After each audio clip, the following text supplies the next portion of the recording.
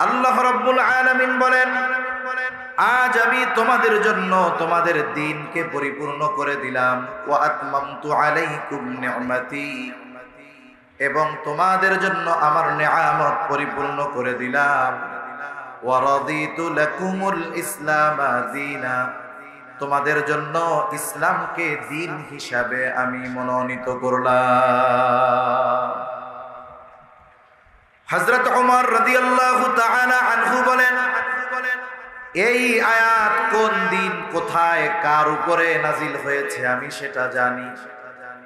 এই আয়াত নাজিল হয়েছে মুহাম্মাদুর রাসূলুল্লাহ সাল্লাল্লাহু আলাইহি ওয়াসাল্লামের উপর আরাফার দিন, বিদায় হজে জাবালে রহমতে এই আয়াত আল্লাহ তাআলা নাজিল করেছেন। এই আয়াত নাজিলের মাধ্যমে আল্লাহ তাআলা আমাদের দ্বীন তথা জীবন ব্যবস্থাকে পূর্ণাঙ্গের ঘোষণা দিয়েছেন। তার মানে মানব জীবনে, মুসলমানদের জীবনে, ইমানদারের জীবনে যত ধরনের প্রয়োজনীয়তা আছে, যত ধরনের সমস্যা আছে, সব সমস্যার সমাধান ইসলামের মধ্যে আছে। একজন মানুষ কিভাবে তার ব্যক্তিগত জীবন পরিচালনা করবে, কিভাবে তার রাজনৈতিক জীবন পরিচালনা করবে, কিভাবে পারিবারিক জীবন পরিচালনা করবে, কিভাবে তার ব্যবসা পরিচালনা করবে, কিভাবে মানুষের সাথে আচার আচরণ করবে, কিভাবে আত্মীয় স্বজনের সাথে সে চলবে, কিভাবে পাড়া প্রতিবেশীর সাথে সে চলবে, কোন পদ্ধতিতে সে ব্যবসা করবে, কিভাবে তার অর্থনৈতিক জীবন পরিচালনা করবে, জবান খুলে বলেন তো সব কিছুর সমাধান ইসলামে আছে না না? মানব জীবনের এমন কোন দিক নাই যেই দিকের সমস্যার সমাধান ইসলামের মধ্যে নেই। ইসলাম এমন এক জীবন ব্যবস্থা, আপনাদের আমাদের হাতে অনেকের কাছে অ্যান্ড্রয়েড মোবাইল আছে। আপনি একটা অ্যান্ড্রয়েড মোবাইল কেনার পর দেখবেন 6 মাস 1 বছর পর পর এর প্রোগ্রামগুলো আপডেট হয়। তার মানে 6 বছর আগে অ্যান্ড্রয়েড সফটওয়্যার আর 6 বছর পরের সফটওয়্যার এক না। সময়ের সাথে সাথে, যুগের সাথে সাথে অ্যান্ড্রয়েড আপডেট হয়, সফটওয়্যার আপডেট হয়। অনেকে বলে ইসলাম হলো মধ্যযুগীয় এক জীবন ব্যবস্থা। এটা তারা তাদের বুঝ কমতির কারণে বলে, ইসলামের প্রতি বিদ্বেষের কারণে বলে। কিন্তু আল্লাহ তাআলা ইসলামকে এমন এক জীবন ব্যবস্থায় পরিণত করেছেন যেটা সর্বযুগে সর্বকালে কিয়ামত পর্যন্ত মানব জীবনের একমাত্র সমাধান। এটা এমন না যে ইসলাম 1500 বছর আগে এটা ওল্ড ভার্সন হয়ে গেছে, এখন মানব জীবন পরিচালনার জন্য নতুন কিছু দরকার, ইসলাম দিয়ে সম্ভব নয়। এটা যারা মনে করে নিঃসন্দেহে তারা বেঈমান, কোনো সন্দেহ নাই, ঠিক কিনা বলে? ইসলাম কিয়ামত পর্যন্ত যত সমস্যা মানব জীবনে আসবে, যত প্রয়োজনীয়তা দেখা দিবে, সব কিছুর সমাধান ইসলামের মধ্যে আছে। এটা পূর্ণাঙ্গ এক জীবন ব্যবস্থা। এটা আমাদের দিন, এটাই আমাদের জীবন ব্যবস্থা। শুধু তাই না, এই দিন সম্পর্কে দুনিয়ায় যেমন আমাদের দিনের উপরে চলতে হবে, পরকালে মৃত্যুর পর এই দিনের ব্যাপারে আল্লাহ আমাদের জিজ্ঞাসা করবে। আমাদের সকলের কম বেশি জানা আছে, কবরের মধ্যে 3টি প্রশ্ন করা হবে। কয়টি প্রশ্ন একটু জোরে বলেন? 3টি প্রশ্ন করা হবে, এটা সবাই জানে। শুধু মুসলিমেরা জানে, অমুসলিমেরা জানে না এমনটা নয়, বরং অমুসলিমেরাও এই কথা জানে যে মুসলমানেরা এটা বিশ্বাস করে কবরের মধ্যে 3 প্রশ্ন করা হবে। প্রশ্ন করা হবে কবরে, কিন্তু প্রশ্ন আল্লাহ তাআলা ফাঁস করে দিয়েছেন আগে। আমাদের সমাজে একটা ছাত্র যত মেধাহীন হোক, গবেট হোক না কেন, ও যদি পরীক্ষার 1 ঘন্টা মাত্র 1 ঘন্টা আগে পরীক্ষার প্রশ্নটা হাতে পেয়ে যায়, ও যত মেধাহীন হোক না কেন 1 ঘন্টা আগে যদি প্রশ্ন পেয়ে যায়, ও গোল্ডেন এ প্লাস পেয়ে যায়। মাত্র 1 ঘন্টা। অথচ আল্লাহ সুবহানাহু ওয়া তাআলা নবীজি সাল্লাল্লাহু আলাইহি ওয়াসাল্লামের মাধ্যমে আমাদের কবরে 3 প্রশ্ন করা হবে এটা অনেক আগে জানায় দিয়েছেন। সবাই জানে কবরে 3 প্রশ্ন। তার মানে পরীক্ষার হলে যাওয়ার আগে যদি প্রশ্ন আউট হয়ে যায় তাহলে তো সবারই গোল্ডেন এ প্লাস পাওয়ার কথা, ঠিক না? কিন্তু বিষয়টা এমন নয়, কারণ দুনিয়ার পরীক্ষার হলে যেই প্রশ্ন এটার জবাব দেওয়া সহজ, কারণ একটু লেখাপড়া করলেই জবাব দেওয়া যায়। মনে করেন একজন ভালো মতো লেখাপড়া করেছে, পরীক্ষার হলে গিয়ে সে জবাব দিয়ে দিতে পারবে। আর একজন ভালো মতো লেখাপড়া করে নাই, কিন্তু একদিন আগে প্রশ্ন ফাঁস হয়ে গেছে, বলে ও গোল্ডেন এ প্লাস পেয়ে যাবে। আর একজন লেখাপড়াও করে নাই, প্রশ্ন ফাঁসও পায় নাই, এক কাঠি নকল নিয়ে গেছে। যা দেখে পরীক্ষার হলে যেই প্রশ্নগুলো আসছে মাশাআল্লাহ তার নকলের গাঠির মধ্যে ওইগুলাও আছে। তার মানে লেখাপড়া করে পাশ করা যায়, প্রশ্ন ফাঁস হইলেও পাশ করা যায়, আবার নকল নিয়েও দুনিয়ার পরীক্ষায় পাশ করা যায়। কিন্তু বলেন তো কবরের প্রশ্নের জবাব এই 3 পদ্ধতি অবলম্বন করলে জবাব দেওয়া যাবে নাকি? একজন যদি ভালো মতো মুখস্থ করে, চিন্তা করে মুখস্থ কইরা তুই ফেরেশতা তো আইব জিজ্ঞাসা করতে, আসলেই প্রশ্ন করার আগেই জবাব দিয়া দিল, যা কইবা জানি জবাব এটা সম্ভব সম্ভব না। কেউ যদি ওসিয়ত করে যায় যে আমার তো আমল টামল ঠিক নাই, এই 3 প্রশ্নের জবাব দিতে পারলে তো কবর জান্নাতের বাগান হয়ে যাইব, তা এক কাম করি সুন্দর মতো আমার কাফনের মধ্যে জবাবটা লেখা 2-3 কপি নকল দিয়ে দিস, কাজ হবে। দুনিয়ার পরীক্ষায় নকল নিয়ে পাশ করা যায়, প্রশ্ন ফাঁস হইলে পাশ করা যায়, মুখস্থ করলে গিয়ে জবাব দেওয়া যাবে। কিন্তু কবরের 3 প্রশ্নের জবাব লেখাপড়ার সাথে, মুখস্থের সাথে, নকলের সাথে সম্পৃক্ত নয়। কবরের ওই 3 প্রশ্নের জবাবের সম্পৃক্ততা আমলের সাথে। দুনিয়ার মধ্যে ওই 3 প্রশ্নের আলোকে যারা আমল করবে শুধুই মাত্র তারা কবরে 3 প্রশ্নের জবাব দিতে পারবে। প্রশ্ন হবে মার রব্বুকা, তোমার রবকে? আমরা সবাই জানি আমাদের রবকে, জবান খুইলা বলেন, আরো জোরে বলেন কে? আমাদের রব আল্লাহ। এটা আমাদের মুখস্থ সবার আছে, কিন্তু বলেন তো ওই রবের হুকুম আহকাম আদেশ নিষেধ আমরা সকলে মেনে চলি নাকি? আমরা বললাম আমাদের রব আল্লাহ, আমাদের প্রতিপালক আল্লাহ, অথচ ওই রবের সব হুকুম আহকাম আমি আপনি মানি না, রবের আদেশ নিষেধ মেনে চলি না। তাহলে কবরে গিয়ে জবাব দেওয়া যাবে না যে আমার রব আল্লাহ। কিন্তু যদি রবের হুকুম আহকাম মেনে চলি, তাইলে কবরে কেউ যদি বধির হয়, বধির যে কানে শুনে না, যে কানে শুনে না যে কবরে প্রশ্ন করা হবে মার রব্বুক, সে জীবনে কান দিয়া এটা শুনে নাই, কিন্তু দুনিয়ায় রবের হুকুম আহকাম মাইনা চলছে, ও কবরে গিয়া জবাব দিয়া দিবে সাথে সাথে আমার রব আল্লাহ। 2 নাম্বার প্রশ্ন হবে ওমা দীনুক, তোমার দিন কি? যদি জবাব জিজ্ঞাসা করি আমরা সবাই জবাব দিতে পারবো, আমাদের দিন হলো ইসলাম। আমাদের দিন কি? জবান খুইলা বলেন, আরো জোরে বলেন আমাদের দিন কি? কিন্তু আফসোস খোঁজ নিয়ে দেখা যাবে আমার ব্যক্তিগত জীবনে ইসলাম নাই, পারিবারিক জীবনে ইসলাম নাই, অর্থনৈতিক জীবনে ইসলাম নাই, কোথাও ইসলাম নাই, অথচ আমি বলি আমার জীবন ব্যবস্থার নাম হলো ইসলাম। এজন্য আমার জীবনকে ইসলামের সাথে সম্পৃক্ত করতে হবে।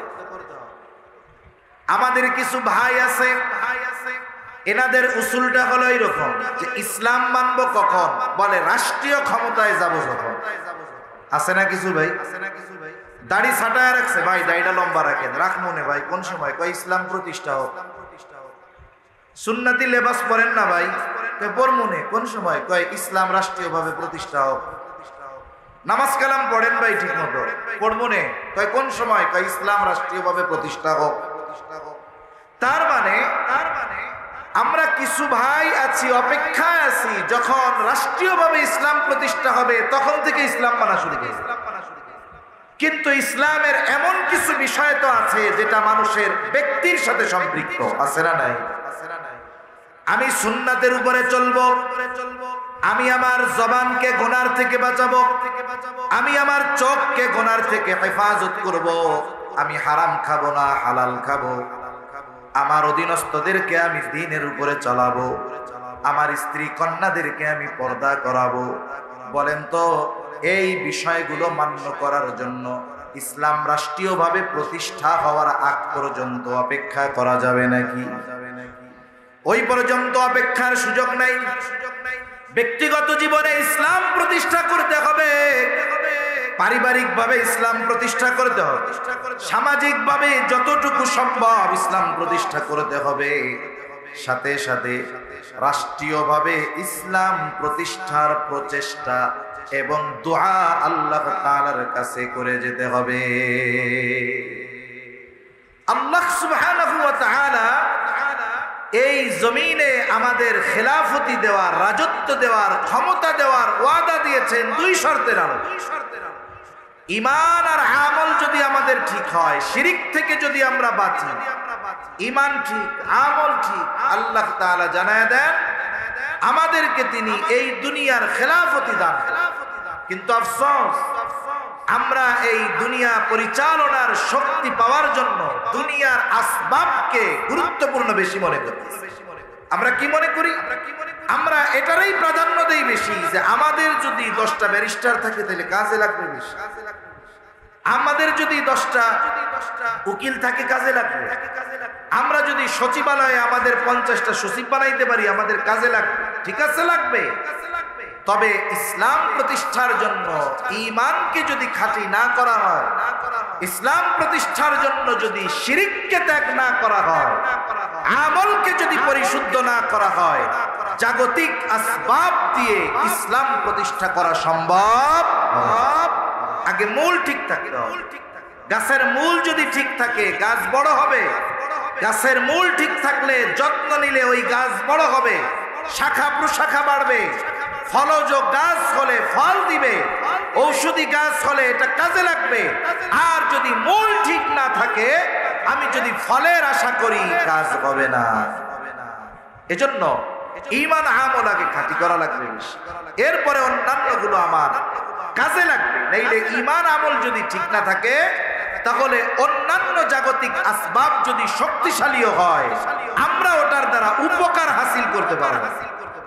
গোটা পৃথিবীর মধ্যে এখনো ইউরোপিয়ানরা আমাদের উপমহাদেশ থেকে সম্পদ লুটে নিয়ে গেছে প্রায় 200 বছর। ইংরেজরা, আমেরিকা গোটা পৃথিবীর সম্পদ লুটতেছে প্রায় 100 বছরের কাছাকাছি হয়ে যাচ্ছে। এখন পর্যন্ত এই পৃথিবীতে সম্পদের দিক দিয়ে মুসলমানদের চাইতে কেউ বেশি।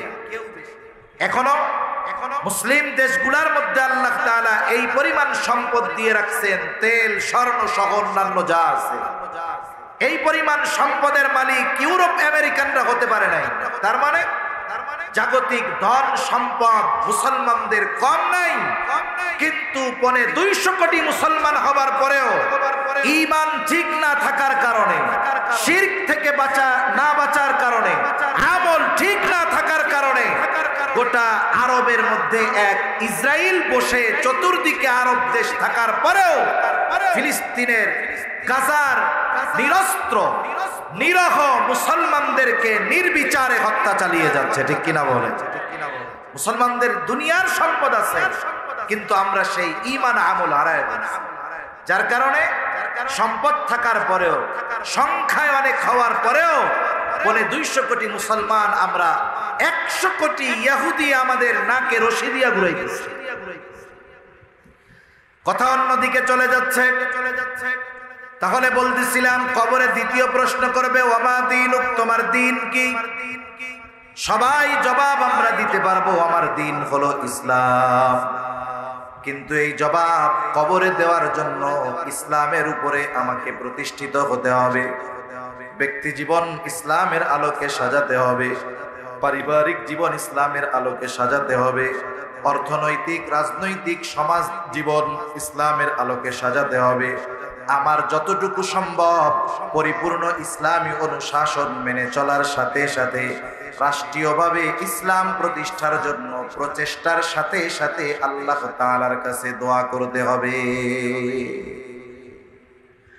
3 নাম্বার প্রশ্ন করা হবে নবীজিকে দেখায়া, মা হাদার রাজুলুল্লাযী বুইসা ফীকুম, এই ব্যক্তিকে যাকে তোমাদের কাছে প্রেরণ করা হয়েছিল। অথবা প্রশ্ন করা হবে ওমান নবিয়্যু, তোমার নবীকে। এই প্রশ্নের জবাব আমরা সবাই জানি, মুহাম্মাদুর রাসূলুল্লাহ সাল্লাল্লাহু আলাইহি ওয়াসাল্লাম। তবে ওই ব্যক্তি কবরে এই প্রশ্নের জবাব দিতে পারবে যারা নবীজির সুন্নাতের আলোকে নিজেকে সুসজ্জিত করেছিল।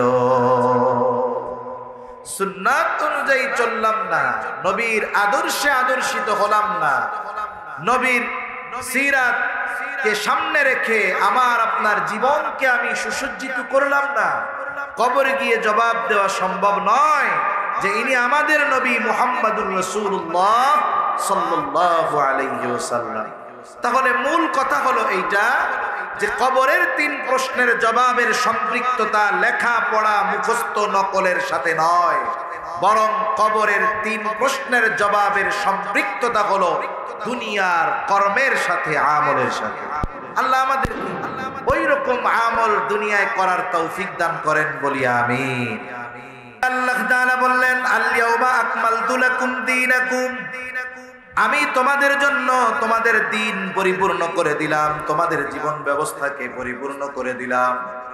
তার মানে ইসলাম হলো পরিপূর্ণ এক জীবন ব্যবস্থা যেখানে মানব জীবনের সব ধরনের সমস্যার সমাধান আছে। মানব জাতি যত বড় সমস্যায় পড়ুক না কেন, ইসলামের দিকে যদি ফিরে আসে, ইসলাম থেকে যদি সমস্যার সমাধান গ্রহণ করে নেয়, তাহলে সমস্যা যত বড় হোক ওই সমস্যার সমাধান করা সম্ভব। তাহলে বলতেছিলাম, আমার আপনার নবীজির মাধ্যমে আল্লাহ তাআলা কয়েকটি বিষয়ের পূর্ণতা দিয়েছেন। 1 নাম্বার, আল্লাহ রাব্বুল আলামিন দ্বীন পরিপূর্ণ করে দিয়েছেন, শরীয়তের পরিপূর্ণতা প্রদান করেছেন। আমার আপনার নবীজির আগে কারো মাধ্যমে আল্লাহ তাআলা এই শরীয়তের পূর্ণতার ঘোষণা দেন নাই। শরীয়তের পূর্ণতার ঘোষণার পরপরই আল্লাহ তাআলা বলেন, ওয়া আতমামতু আলাইকুম নি'মাতি, আল্লাহ তাআলা বলেন আমি তোমাদের জন্য আমার নিয়ামত পূর্ণ করে দিলাম। শরীয়ত পূর্ণতার সাথে সাথে নিয়ামতের পূর্ণতার ঘোষণা আল্লাহ তাআলা দিয়েছেন। শরীয়ত পূর্ণতার সাথে সাথে নিয়ামতের পূর্ণতার ঘোষণা দিয়েছেন। শরীয়তের সাথে নিয়ামতের সম্পৃক্ততা কি? বুজুর্গানে দিন বলেন, শরীয়তের পূর্ণতার ঘোষণা দেওয়ার সাথে সাথে নিয়ামতের পূর্ণতার ঘোষণা দেওয়ার কারণ হলো যেখানে যতটুকু শরীয়ত ওই জায়গায় আল্লাহ তাআলার পক্ষ থেকে ততটুকু নিয়ামত হবে। যেখানেই পরিপূর্ণ শরীয়ত ওই জায়গায় আল্লাহ তাআলার পক্ষ থেকে পরিপূর্ণ নিয়ামত, ওই এলাকার মানুষ তারা পরিপূর্ণ নিয়ামত ভক্ষণ করতে পারবে। তাহলে আল্লাহ তাআলার পক্ষ থেকে পরিপূর্ণ নিয়ামত পাবার শর্ত হলো পরিপূর্ণ শরীয়তের অনুশাসন মেনে চলা। যেখানেই শরীয়ত সেখানেই আল্লাহর পক্ষ থেকে নিয়ামত। মানব জীবনে আমাদের এমন একটি মুহূর্ত অতিবাহিত হয় না যেই মুহূর্তে আমরা আল্লাহ তাআলার নিয়ামত বিহীন অতিবাহিত করি। এমন কোন মুহূর্ত আমাদের থেকে অতিবাহিত হয় না। প্রতিটা শ্বাস প্রশ্বাসে আমরা নিয়ামত ভক্ষণ করি। কার? জোরে বলেন, আরো জোরে বলেন কার? এত নিয়ামত আমরা পাচ্ছি অল্প কিছু হুকুম আহকাম মেনে চলার বদলে।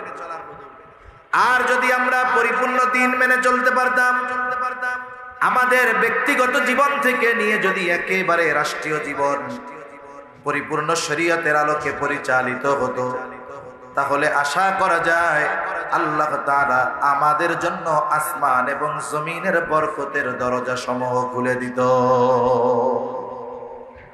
আল্লাহ তাআলা কোরআনুল কারীমের মধ্যে ওয়াদা দিয়েছেন, যারা ঈমান আনবে, আল্লাহকে ভয় করবে, আল্লাহ রাব্বুল আলামিন তাদের জন্য আসমান জমিনের বরকতের দরজা খুলে দেবেন। আল্লাহ তাআলা বলেন, ওয়ালাউ আন্না আহলাল কুরা আমানু ওয়াত্তাকাউ লাফাতাহনা আলাইহিম বারাকাতিম মিনাস সামাই ওয়াল আরদ। আল্লাহ তাআলা বলেন, জনপদের অধিবাসীরা যদি ঈমান আনে আর মুত্তাকি হয়ে যায়, লাফাতাহনা আলাইহিম বারাকাতিম মিনাস সামাই ওয়াল আরদ, তাহলে অবশ্যই আমি তাদের জন্য আসমান এবং জমিনের বরকতের দরজা সমূহ খুলে দিব। তাহলে ঈমান আর তাকওয়ার শর্ত আল্লাহ তাআলা দিয়েছেন।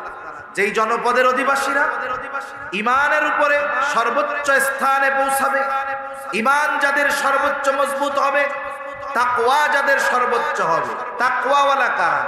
যারা আল্লাহ তাআলার আদেশ সমূহ মেনে চলে, নিষেধ সমূহ থেকে বেঁচে থাকে, ওরাই তো মুত্তাকি। তার মানে ঈমানের সাথে সাথে যারা সর্বোচ্চ পরিমাণে আল্লাহ তাআলার বিধিবিধান মেনে চলবে, আল্লাহ তাআলা তাদের জন্য আসমান জমিনের বরকতের দরজা খুলে দিবে। সুবহানাল্লাহ। এখন এর উপমা দিতে গিয়ে আমরা 1500-2000 বছর আগে যাওয়ার দরকার নেই। আমরা একেবারে নিকট অতীতের থেকে একটা উপমা নেই। এই পৃথিবীতে একটা দেশ আছে আমেরিকা, তার ন্যাটো জোট সহ, যেই দেশে প্রায় 2 যুগের কাছাকাছি ধ্বংসলীলা চালিয়েছে। এমন একটা দিন অতিবাহিত হয় নাই যেই দেশে আমেরিকা আর তার জোট মিলে বোমা হামলা করে নাই। বলেন তো সেই দেশটার নাম কি? আফগানিস্তান। 22 বছরের উপরে একেবারে টানা তাদের উপরে প্রতিদিন বোমা হামলা চলেছে কোথাও না কোথাও। একসাথে এই পৃথিবীর সর্বোচ্চ শক্তিধর দেশগুলা 22 বছর তাদের উপরে আক্রমণ চালানোর পরেও তাদেরকে ধ্বংস করে দিতে পারে নাই, নিশ্চিহ্ন করে দিতে পারে নাই।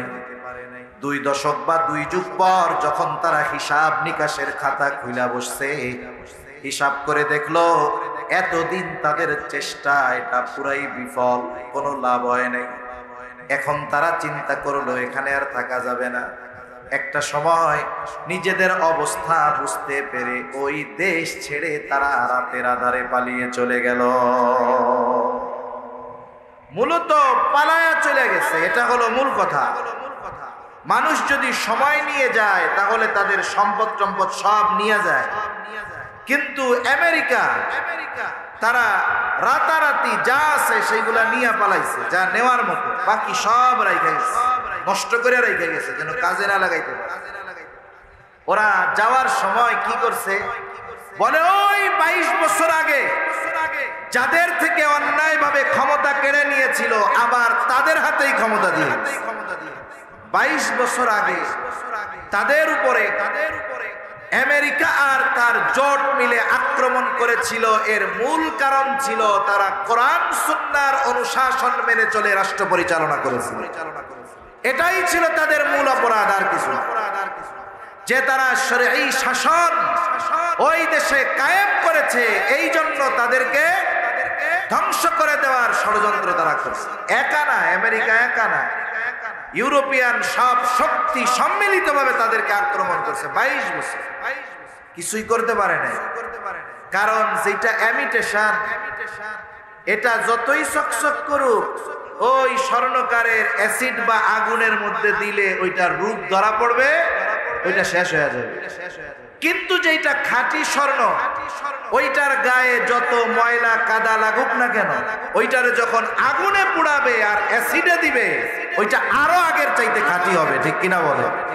এজন্য স্বর্ণকে খাঁটি করার জন্য পোড়ানো হয়, অ্যাসিডে দেওয়া হয়।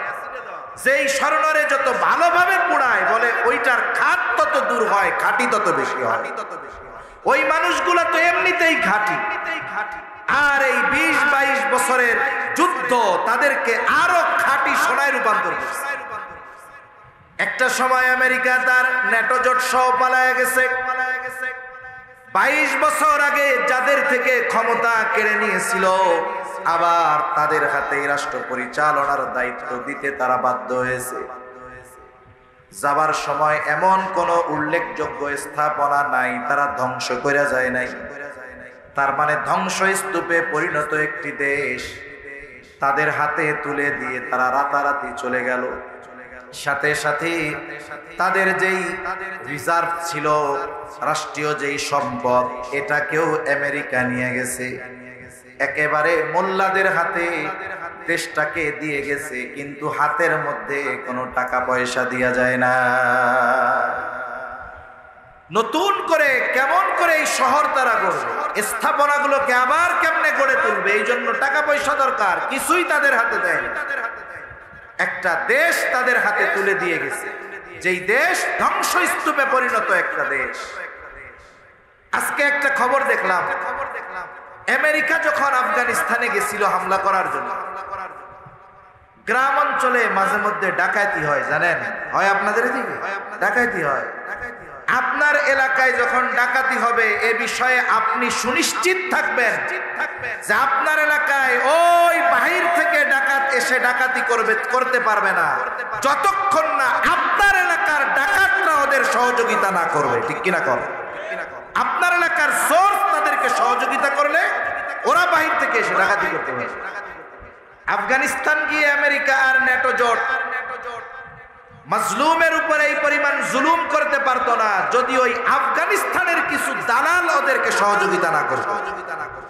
যেই দালালেরা যুগের পর যুগ তাদেরকে সহযোগিতা করেছিল, মনে করেছিল আমেরিকানদেরকে সহযোগিতা করার মাধ্যমে আমরা আমেরিকার সিটিজেনশিপ পেয়ে যাব, আরামে ভোগ বিলাসে আরাম করে বাকি হায়াত কাটায়া দিব। ডোনাল্ড ট্রাম্প ওই ধরনের আফগানিস্তানের ওই দালাল যারা আমেরিকায় ছিল এদেরকে বইলা দিছে এক সপ্তাহের মধ্যে আমেরিকা ছাড়বি তোরা। কয় সপ্তাহের মধ্যে? এক সপ্তাহের মধ্যে। এখন টের পাবে মজা করে।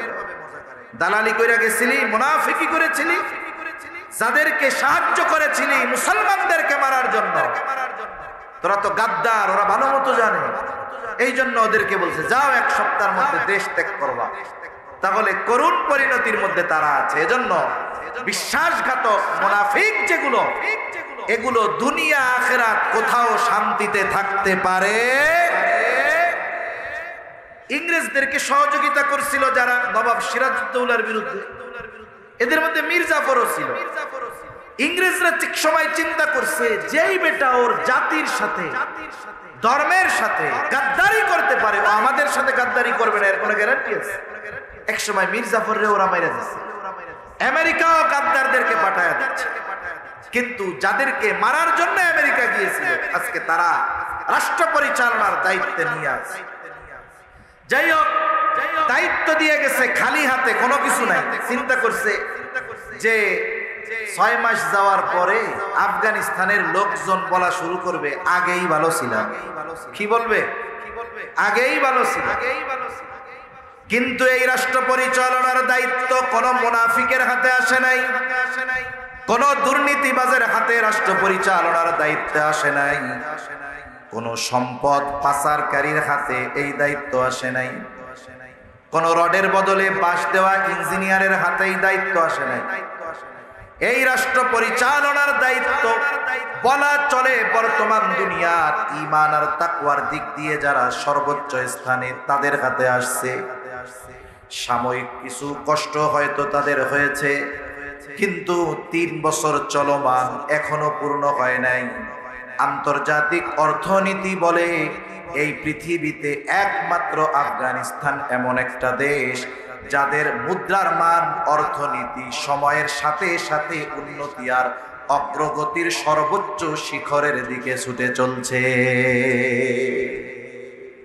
আফগানিস্তানের টাকার মান বাংলাদেশের টাকার চাইতেও বেশি, প্রায় 3 গুণের কাছাকাছি। বর্তমান বিগত 2-3 বছরের সমীকরণ মুদ্রার মান কাদের বাড়তেছে, এখানে দেখা গেল আফগানিস্তানের মুদ্রার মান সবচাইতে বেশি বাড়তেছে। অথচ দেশটা ধ্বংসস্তূপে পরিণত, রিক্ত হস্তে তাদের হাতে একটা দেশ তুলে দেওয়া হয়েছে।